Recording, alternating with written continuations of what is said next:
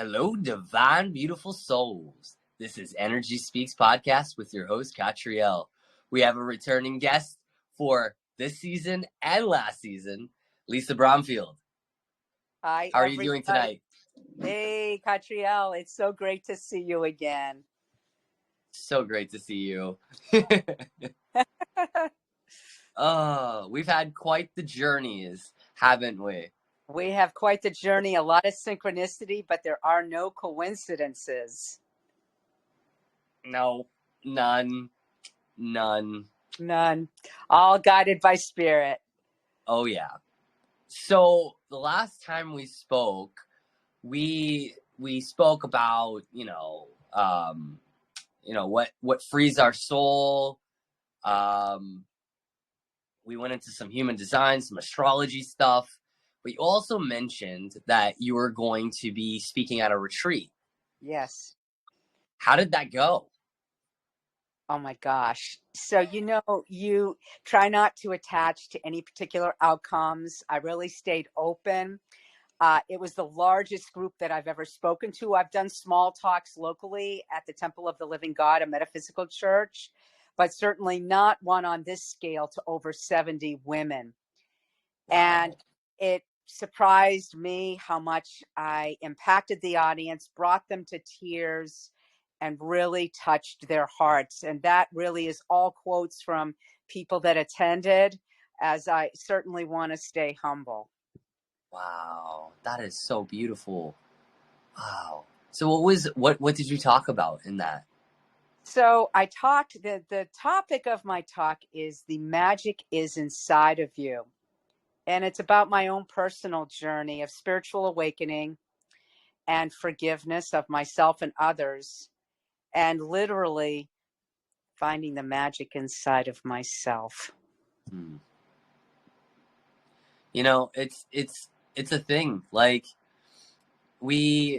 sometimes we can be these spiritual beings that are putting ourselves out there, and we've been walking it for quite some time, and we still need the reminder of what is the magic inside of us. I often try to remind myself of that because we're human, and stuff happens, shifts happen, and you have to wake yourself up continuously with that message. You do. You have to pay attention. And, the idea through very deep forgiveness work of myself and others, having gratitude for all the teachers that have shown up in my life through forgiving, and by really stepping into my soul's purpose in many different ways that I manifested in things that I simply never imagined. And I think that's where the magic is, Catriel, is the idea that when we surrender, the universe is going to bring us something even better than we could ever imagine. Totally. I can definitely relate to this. This week, but our audience doesn't know. I accidentally stabbed my hand deep hitting an avocado. Tell me that ain't weird. But then, of course, everything happens for a reason, right? And it's a message to me of something. Well, as I started to reflect on this experience, I realized that this happened on what would have been my wedding anniversary and my conversion anniversary. Interesting. Right? So then I looked up today what avocado meant, and it literally means love. Right. My left hand, divine feminine here, okay? Yep. And the practice in Musar class, which is we work through different what they're called is midot. Midot are like forgiveness, love, self-love, these different things. Well, this week's like midot, or mida, I should say, was self-love. I love that. I love and that. I'm just like, that's so awesome. And so, like, all of the stuff that I've been doing posts and stuff, right? One of the when she told us what it was that day, I had just written a post about self-love. And I'm just like, so then, of course, I get my practice. And it was a reminder, what do I need right now? How do I need to nurture myself? Because clearly I need some nurturing. So there's the physical aspect, but then because I like started to feel into like everything associated, with stabbing my hand and what day it was on, and we're approaching Valentine's Day and all of that. And I realized I'm sitting in the hospital, like, what can I do for myself in this now moment? And my friend, my best friend, who was on the phone while I accidentally stabbed my hand, Liat, she literally messages me to see how I was. And I just get this really interesting idea. I said, I just don't feel like I'm supposed to be in Jerusalem tonight. Like, I need a friend. And so she's like, please come to Tel Aviv. And so I go to Tel Aviv, and we have the most beautiful, like, 2 days. And it's something my soul really needed. And we worked through a lot of things, Mm-hmm. things, very personal things. And it was all because I stabbed my hand. Yeah, it stopped you in your tracks. Injuries, a sickness is a way for spirit to stop us in our tracks, because if we're not meditating or creating stillness in our life, then guess what? They're going to create it for us.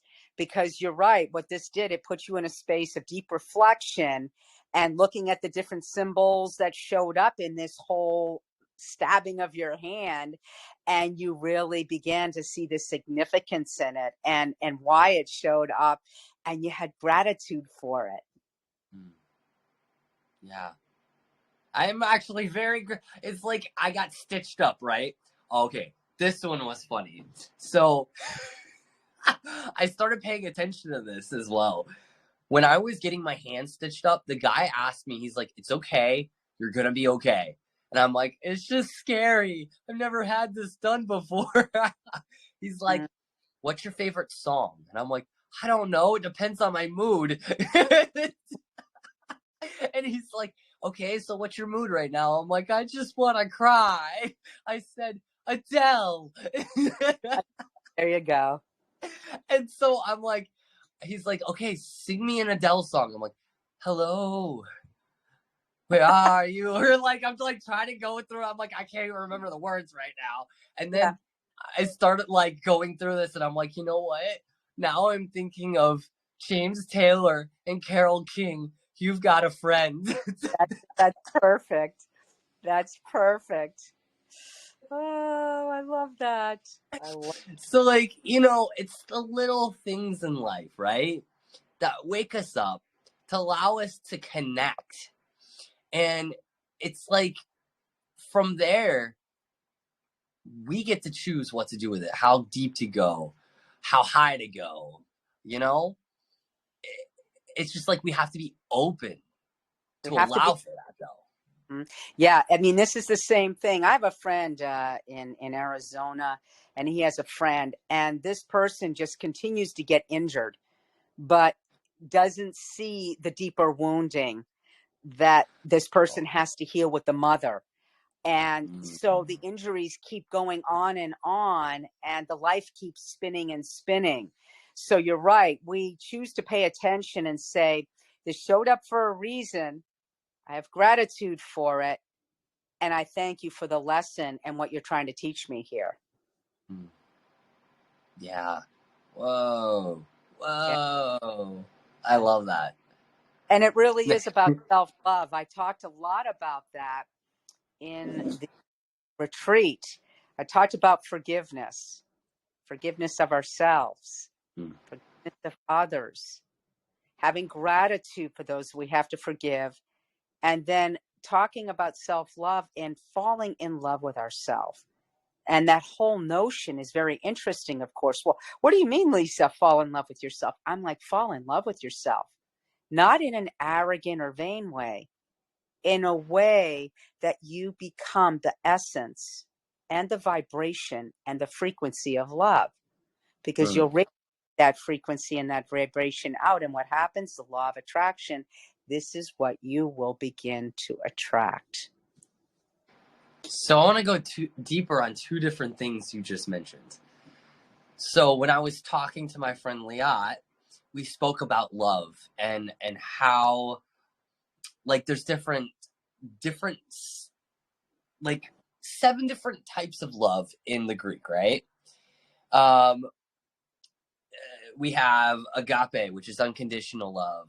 We have pragmatic love, which is long-standing, like something you would see in a marriage. You have what's it called? Philos love, which is said to be brotherly love, but it's actually intellectual love. Because like it does not like you can have this type of love within a romantic, relationship. So I feel like it's not like, explaining it properly, essentially. And then there's like eros, which is like this erotic love, you know? I think I just mentioned like 4. I can't remember like the other 3 or 4. But that's a lot right there. We look at love in so many different ways. And then I'm going to bring in a little bit of aspects of like the Hebrew, ahava. In the Hebrew, which is interesting, it means to give. To love literally means to give, but also be able to receive. Like it's this energy that is action oriented, which I find very interesting because you like we often look at this like bubbly, fluffy feeling type of thing in regards to love. And I like the Hebrew approach because of the fact that it shows the action of what's going on. Like the equalness, like if you love someone and you want to like share that love with someone, that's something that's coming from you deep within your soul, and you're giving it, and then they are able to allow to receive this, and then vice versa. Like, how powerful is that? Very powerful. I was taking a little course recently, and one of the things that they said a lot was giving and receiving is the same. It really is. It's the same. It's like, because, in some aspects, like, for instance, we have like probably one of the best examples in Judaism is what we call tzedakah. And many rabbis, or if not all, will literally say, it's really good to give tzedakah. But it's also one of the best forms is to be able to receive, because a lot of people, especially in like American culture, it's really hard to say, I accept this, because it's such a, like, like when people came to America, they wanted to build a life for themselves, and so we have this mentality that we always have to keep doing this, and we can't accept favors or anything like that. And it's actually one of the deepest forms of love is to say, I need help, and allow, because when we do that, we give the opportunity for someone to give. And if we don't have that opportunity, the flow stops. Yes. The love is not shared. Forgiveness is self-love. It's the deepest form of self-love. Yeah. It's self-love. It's saying, I am enough. It's saying, I am imparted Ho'oponopono in my Mm, talk, and I will tell you, boy, did that hit home. I took people into a meditation, and when we do Ho'oponopono, where it was created by Morna Simeona, a kahuna in Hawaii, and it's saying 4 phrases over and over and over again. You repeat them as often as you want throughout the day in this sequence. I'm sorry. Please forgive me. I love you. I thank you. mm. And this allows us to forgive the others and to forgive ourselves. We don't know why it works. I can simply tell you that in forgiving my older brother, forgiving my mother, and others around me throughout my life, this practice is very powerful and it works. I love that. There was when I was working at the Violet Butterfly in Tarpon Springs, Palm Harbor, somewhere in there. Yeah. Yeah. They were going to be doing, or they did a class on Ho'oponopono, or I don't know if I said it right. But I remember them speaking about like every time that's done, you're taking responsibility for every single mirror in your life, Mm. and how that cleanses and heals each mirror. Yeah. And it's like, that's so beautiful. Like, we were all created in the likeness of Hashem, right? In the likeness of the creator of the universe. Mm-hmm. And so there's pureness in that. And Mm-hmm. imagine if everyone took the initiative to say, okay, let's wipe the windows today. Let's purify. How beautiful is that? Yeah. Yeah, it's incredible. It's a cleansing process. You're absolutely right. And again, when I forgave my mother, who was a narcissist, for things, it set me free. It opened up all of the doors of possibilities in my life because I was going through my spiritual awakening at the same time my mother got admitted to the nursing home, and I Huh. was flying from Arizona to Boston every 3-4 months to take care of her for over 10 years. So there was a whole, oh yes, there was a whole healing process in this, and it really it was a gift to be able to spend that time with her, and for me to see the beauty in her and her to see the beauty in me, releasing any judgment. Wow. Wow. You know, that's a big word, judgment. A big one. We judge ourselves, we beat ourselves up. We have this self talk in our heads. I call it the shitty committee. And it why would you want the shitty committee renting space in your head? And this is why creating stillness, meditation, yoga, tai chi, whatever, however you create that stillness.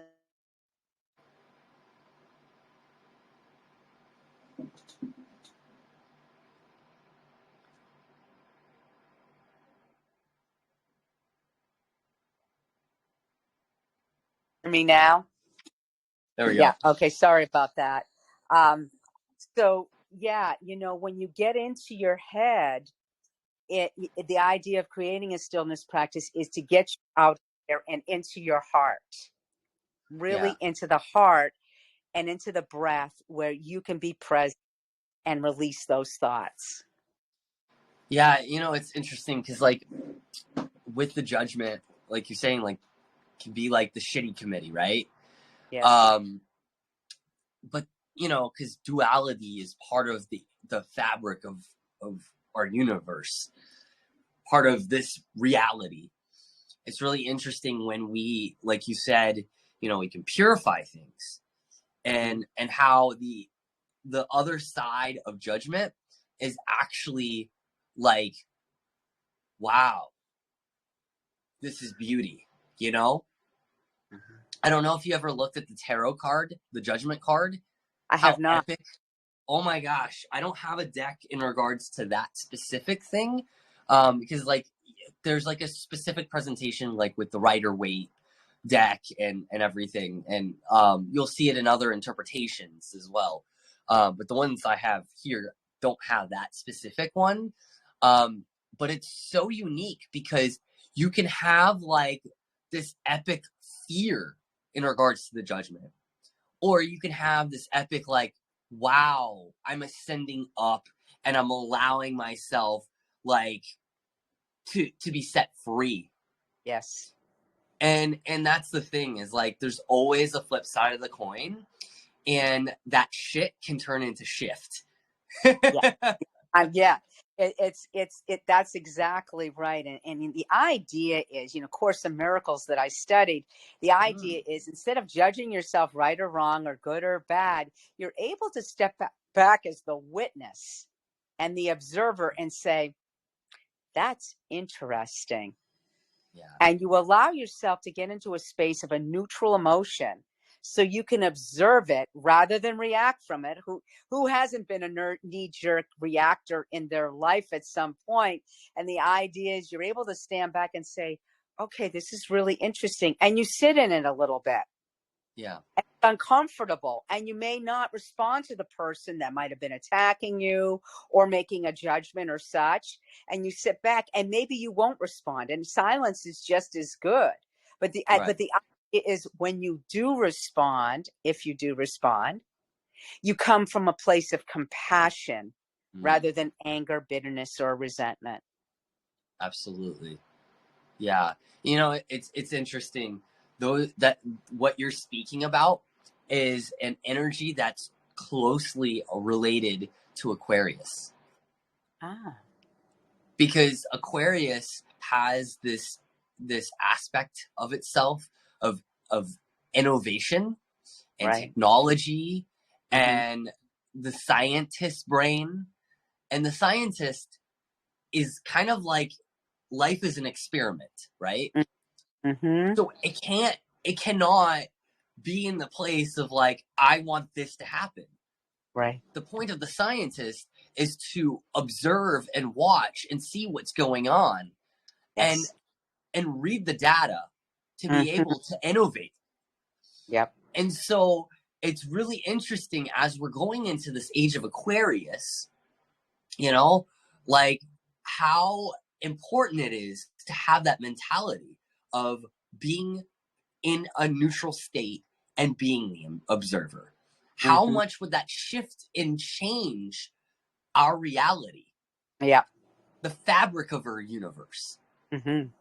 How much would that shift and change duality?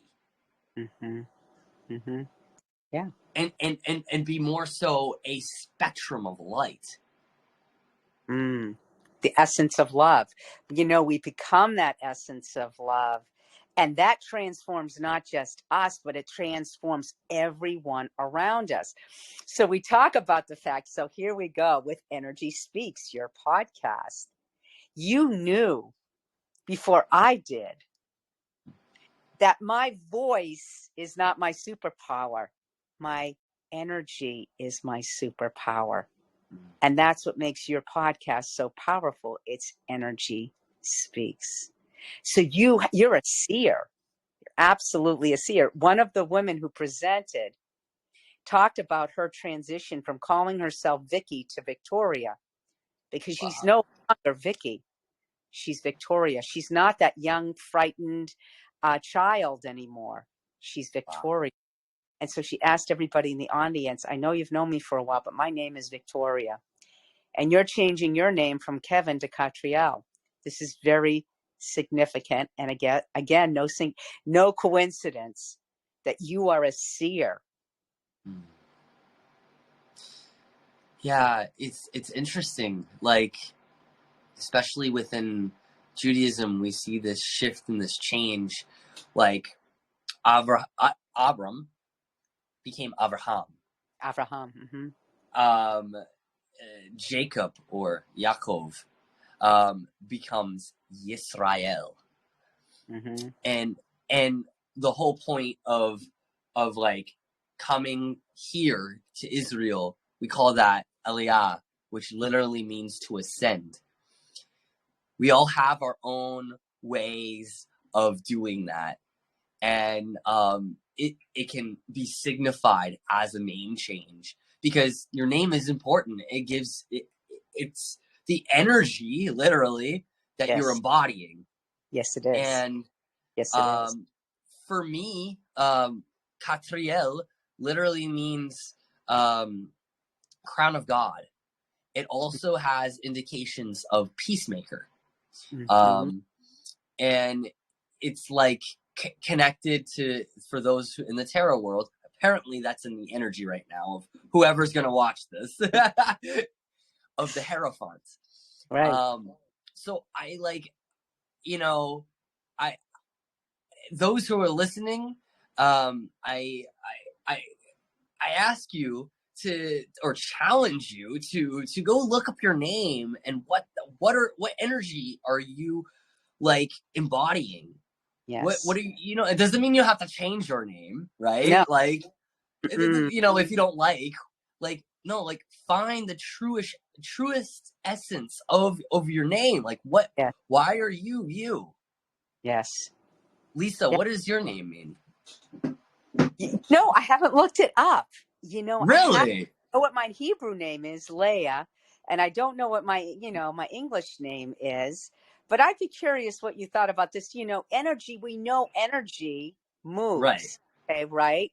And we know that we're all connected as one. And this comes to mind, the Shemai, because Adonai Echad, we are one with God, right? It's Mm. Shema Yisrael Adonai Eloheinu Adonai Echad, and we are all one. And so now we look at the Hebrew and the energy of the Hebrew words and the Shema Mm. and that oneness of us all as well. Oh, what? Did you find out the meaning of my name? Yes. You ready? Yeah, For Lisa, yeah. oath from God. Ooh, wow. Wow. Wow. Does that resonate? You know, um, I guess I have to really feel into that oath. I'm trying to think about what that means. My oath. I feel like that means like my service to God, because and I am everything I do. I move in service because Mm. that's what I ask. How may I serve every single day? Because this is really important to my heart. Yeah. Wow. No, like, I mean, from what I know about you, like, that is the essence of who you are. Yeah. Like, that's why you're saying, like, what is your soul's purpose? Like, what are you doing? Yeah. Like, Yeah, what's your soul's purpose? And that was the big question. What is your soul's purpose? And really, it's finding what you love. What are you passionate about? What lights you up? What puts fire under your feet? And yeah, do more of that. Do more of that. And don't stay in something that isn't making you happy. If you're going to a job where you're miserable, you got to start questioning that. The times are different now. The energies are in our favor. Step into what you love and the abundance will come right behind you. You're taken care of in all ways. You've just got to believe it. absolutely. You know, it's funny. Many people will stay in the logical brain and be like, okay, before I move from one thing, I have to have something else in place. Yeah. Yep. That's not always how it works. Most of the time, it's the exact opposite of It's that. that it is. Because, like, it's great to be logical. There's nothing wrong with being logical. Yep. But also following your heart and following your intuition and having some type of, flow of things. Sometimes that leap of faith is because you've only done the logical. Mm-hmm. And Mm-hmm. that you've allowed for an imbalance. So now the tikkun is to step into faith, enter surrender mode, and Yeah. follow your heart and follow your soul and do it, no matter what comes next. And I guarantee you, if it's the right path, and what I mean by that, if it's the path that lights you up and guide you forward, you will be taken care of. Absolutely. Absolutely, in every single way, but we don't trust. But you've got to be able to say, I am willing to give up the conditioning that society's telling me, all of the shoulds. Are you shoulding all over yourself? I should be doing this. I should be doing that. The 9 to 5, the big salary, all of this.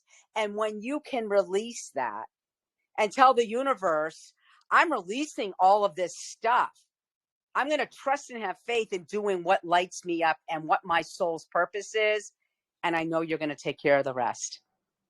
Exactly. And okay, so there's a way to be smart about things, right? There is, definitely. So how did I come into the world of, well, okay, I've always kind of been a little bit interesting in regards to like, okay, whatever happens, I'll do it. But one thing that's really helped ground me is 1, mentorship. 2, working with Aura Soma, okay? Or whatever that is, like Course in Miracles. Like, whatever that is, going to a class with spiritual people, having spiritual friends, having someone who's there for you. You need a support system. That's so freaking important. It to is. be able to make the shifts and changes that you need in your life, it's so important. We're not saying just like, forget everything else and just walk like the fool off the cliff. That's not the point. The point is knowing where your support team is, because life is not always roses. But when you have things around you reminding you how things can be like roses, it helps. It helps with walking that path, because it doesn't mean you have to have every right thing happen or every positive thing happen or whatever. Again, like neutral state of mind, seeing how things go, right? Yes. And being the observer is part of the toolbox. But if you have those things in place, it can help you to walk that path smoother. It can. And so, like, it's not all hippy dippy. No, it isn't. There is. It's like, if I'm not your teacher, find your teacher. And you'll have many teachers. You'll have many modalities of, be it drumming or, sound bowls or whatever, other different things. Invite those things in. Try those things. Try different teachers. You'll find your persons to help you grow. Yes. And know that it's uncomfortable. Growth is not comfortable. You are unpeeling layers that have been there for years. You're unpeeling the conditioning, and it is painful, uncomfortable. You're going to feel depressed and anxious and sad and lonely and more. But you got to process those emotions in order to step into who you really are, to step into your truth, and to discover and live your soul's purpose. Absolutely. You have to pull the hermit sometimes too. You do. Oh, you do. And a lot of this you do. I've had a lot of time by myself. I say with myself, because I needed that silence to energetically shift inside so that I could step into my new identity. And as a result, some friends aren't my friends anymore because they no longer vibrated with my energy. And it's not judgment. It's just saying I had to move on and shift because my vibration changed. Absolutely. One thing I'm acknowledging in this moment as we're speaking, I've gone to certain meetings that have to do with like, Alcohol Anonymous and Al-Anon and things like that. And I've seen the structure of the program, and it's actually kind of genius. And ironically, it does. I when I sat in an Al-Anon meeting, I noticed that the specific things, like there's 12 steps, they're related to the zodiac energies.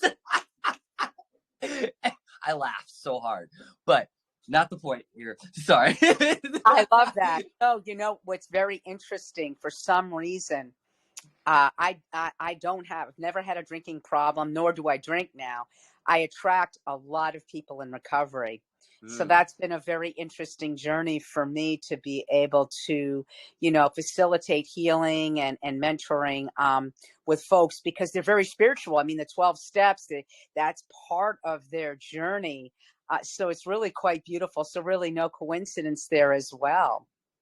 Yeah, it's interesting to me because it does bring and it's not exclusive to a religion. That's beautiful too. You Agreed. know, you can go all over the world and seek out a meeting, and someone's always there to support you. So Yes. like what I'm seeing in our spiritual community is like people stepping up and saying, "Hey, I got you." You know, it's like a sometimes it's kind of like a sponsorship program that we don't call a sponsorship program. Yeah. Yeah. Yeah. Like Yeah. you But just start to identify who that is. yeah. Well, you begin to learn, you become more discerning on your journey on who you can lean into Yeah. and who you share with. I have 2 or 3 very close friends that know me. They know Yeah. my journey. They know the ugly stuff that's come up that I don't necessarily, share on social media. But they know some of the stuff that I've run into and that I've absolutely overcome because I said, well, I'm not going to let this be an obstacle. I'm just going to keep plugging through. And you do. Right. Yeah. Yeah. Wow. Oh man. Wow. Like so it's funny something another word like same words coming up and I don't know why. I just go with it, right? Yes. Um I feel like there's some reason we need to go deeper into forgiveness. Oh, yeah. Yep. So today in class, Musar is like I said, is kind of working with different types of um, prompts essentially. Um, self, love, forgiveness, these different things. And it's helping us work through um, like the ledger of our soul, like Hmm. literally taking account for, the different hard things in our life and working them out.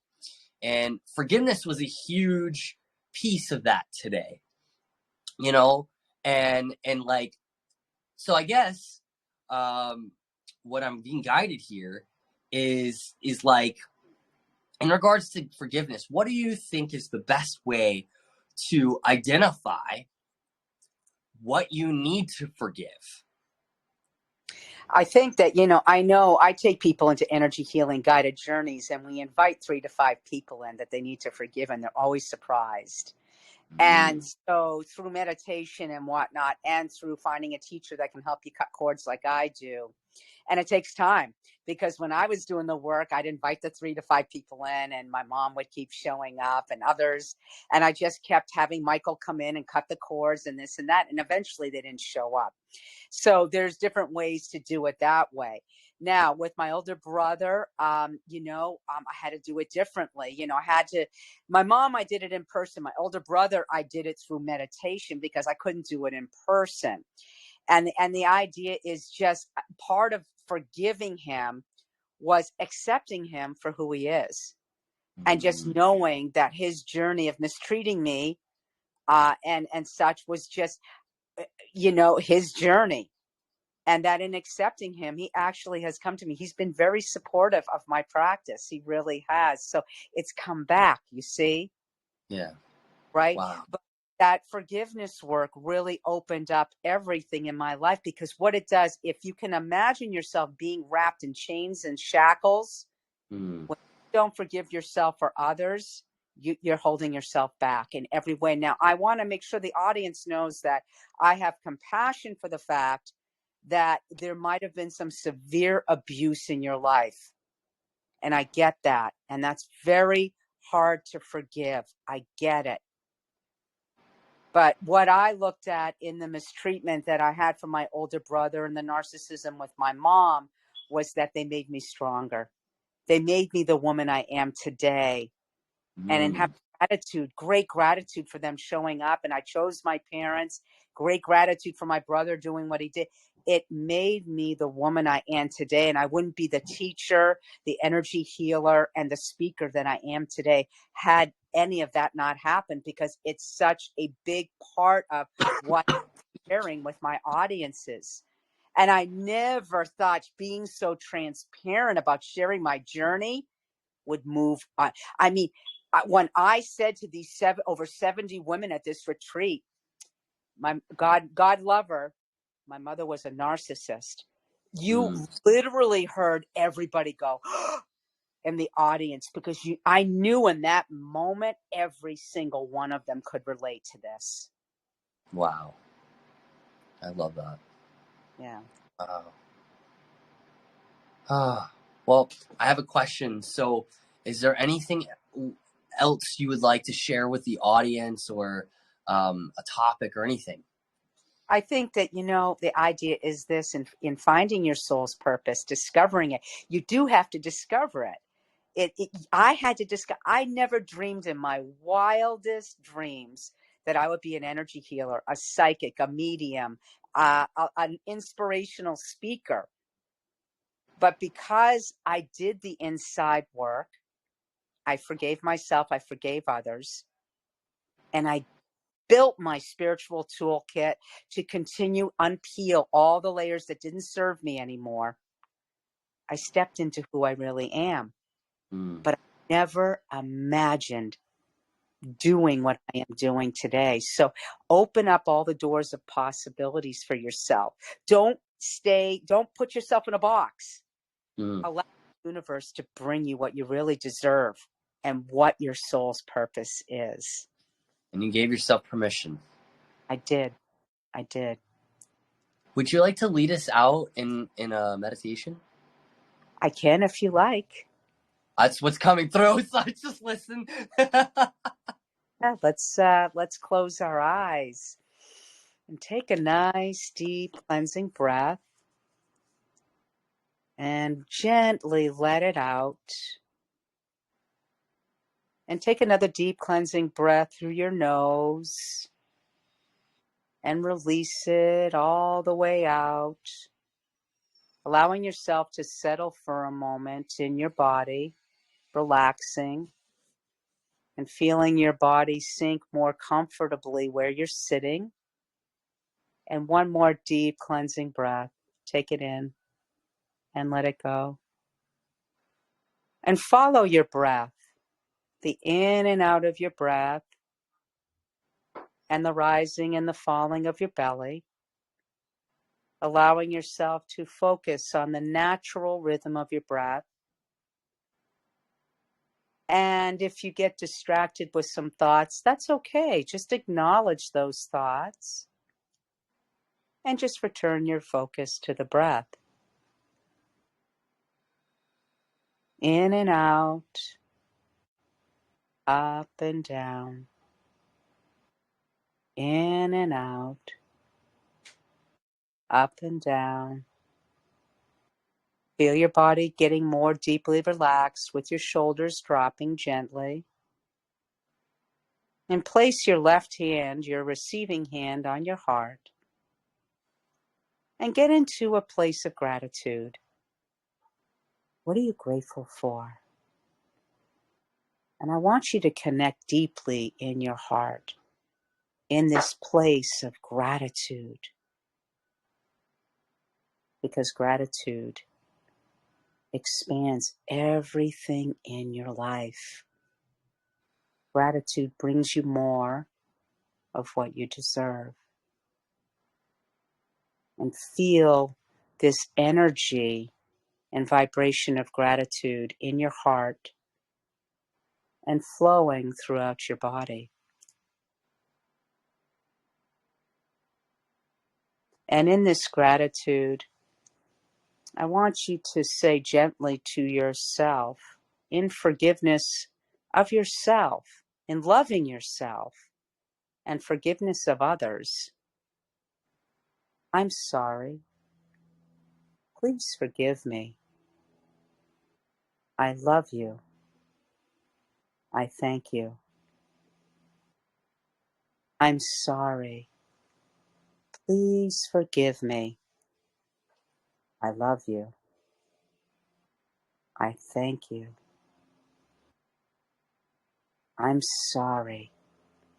Please forgive me. I love you. I thank you. And in this space of forgiveness and for yourself and others, you release anything and anyone that you need to forgive, including yourself, and coming into this vibration of deep love for yourself and feeling this love vibrate from your head all the way down to your toes, surrounding you in this beautiful bubble of love. And in this space of love, you become this essence of love and radiate this inside of you and out to the planet. Knowing now you will attract everything that you deserve and more. Come back to the breath, the in and out of the breath, the rising and the falling of the belly. Coming back into your body, wiggling your toes and fingers, maybe nodding your head, noticing how you feel as you gently, when you're ready, open your eyes.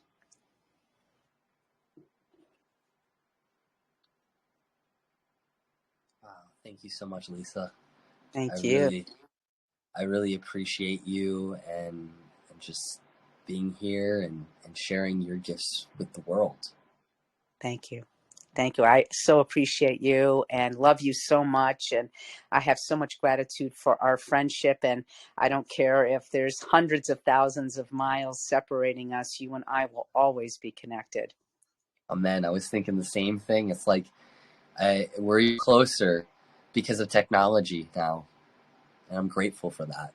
Yes, definitely. Well, I want to thank you, and I want to thank our audience for listening and being, you know, just being amazing. I love you all, divine, beautiful souls. This is Energy Speaks Podcast with your host, Gatriel. Shalom.